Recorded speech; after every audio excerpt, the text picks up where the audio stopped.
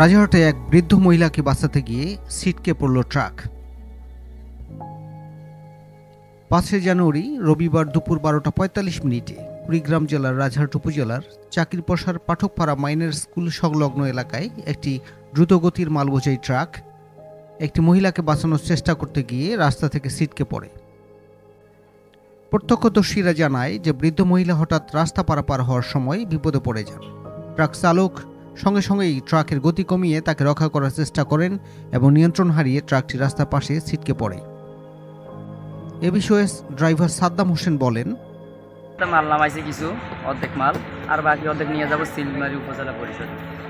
আমি আসতেছিলাম, এইখানে একটা মহিলা রোডের একবার এই পাশে আসে একবার ওই পাশে যায়, বৃদ্ধ প্রায় ৬০-৬৫ বছর হবে মহিলাটা, একবার এই পাশে আসে একবার ওই পাশে যায়। তো আমি ওনাকে বাঁচাইতে যাই চিন্তা করলাম ওইদিকে হলো মানুষ একটা বাড়ি হাতের বাম সাইডে, মানুষের ওইদিকে বাম টান দেয় তাহলে মানুষের বাড়িতে চলে যায়, অথবা মহিলা ওদিকে দৌড় দেয়, মহিলাটা গাড়ির তলে পড়ে যাবে। দেখা গেছে মালবোঝাই ট্রাকটি রংপুর থেকে রাজারহাট হয়ে চিলমারি যাওয়ার পথিমধ্যে দুর্ঘটনার শিকার হয়।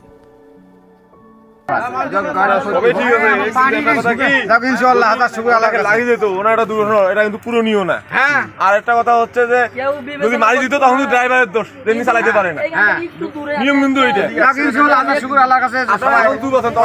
ক্ষয়ক্ষতি হয় নাই, এটা আল্লাহর কাছে হাজার শুকর।